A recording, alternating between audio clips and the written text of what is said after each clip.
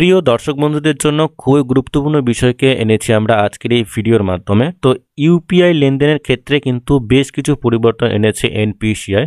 তো আমরা প্রত্যেকেই এর আগে জেনেছি যে এইপিএস এর লেনদেনের ক্ষেত্রে কিন্তু বেশ কিছু গাইডলাইনকে তৈরি করেছে এনপিসিআই, এবং তার সাথে সাথেই কিন্তু ইউপিআই লেনদেনের ক্ষেত্রেও কিন্তু একাধিক নিয়মের বদল এনেছে, এবং এই সমস্ত নিয়ম না মেনেই যদি আমরা লেনদেন করি সেক্ষেত্রে অবশ্যই কিন্তু আমাদের ব্যাংক অ্যাকাউন্ট বন্ধ হয়ে যেতে পারে।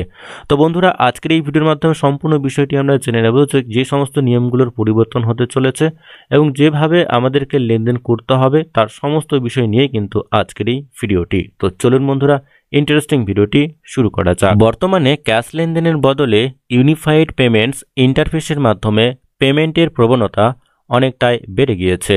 লক্ষ লক্ষ টাকা হোক বা 10-20 টাকা, বেশিরভাগ মানুষই আজকাল ইউপিআই ব্যবহার করতে বেশি স্বাচ্ছন্দ্য। নতুন বছরে ইউপিআই পেমেন্ট পরিষেবা আরও উন্নত করার জন্য একাধিক বদল করা হয়েছে নিয়মে।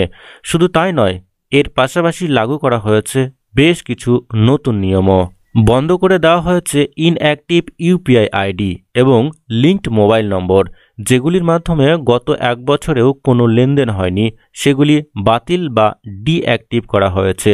এই সিদ্ধান্ত ইউপিআই আইডি জালিয়াতির ঝুঁকি কমানোর উদ্দেশ্যে নেওয়া হয়েছে। বাড়ানো হয়েছে লেনদেনের লিমিট। ইউপিআই এর মাধ্যমে এনপিসিআই প্রতিদিনের লেনদেনের লিমিট বাড়িয়ে 1 লক্ষ টাকা করা হয়েছে। প্রিপেড পেমেন্ট ইনস্ট্রুমেন্ট যেমন অনলাইন ওয়ালেটের মাধ্যমে 2000 টাকার বেশি লেনদেনের ক্ষেত্রে 1.1% ইন্টারচেঞ্জ ফি নেওয়া হবে। রিপোর্ট অনুযায়ী অনলাইন ফ্রডের ঘটনা রুখতে প্রথম পেমেন্ট 2000 টাকার বেশি হলে 4 ঘন্টার টাইম লিমিট দেওয়া হয়েছে। রিজার্ভ ব্যাংক খুব শীঘ্রই দেশ জুড়ে ইউপিআই এটিএম চালু করতে চলেছে। আপনি কিউআর কোড স্ক্যান করে ব্যাংক অ্যাকাউন্ট থেকে ক্যাশ তুলতে পারবেন। তো যে সমস্ত বন্ধুরা আপনারা ব্যাংক অ্যাকাউন্টের সাথে ইউপিআই এর মাধ্যমে লেনদেন করছেন, অর্থাৎ ফোনপে, গুগল পে ইউপিআই এর মাধ্যমে লেনদেন করছেন, তাদের জন্য কিন্তু খুবই গুরুত্বপূর্ণ বিষয়গুলো আনা হয়েছে।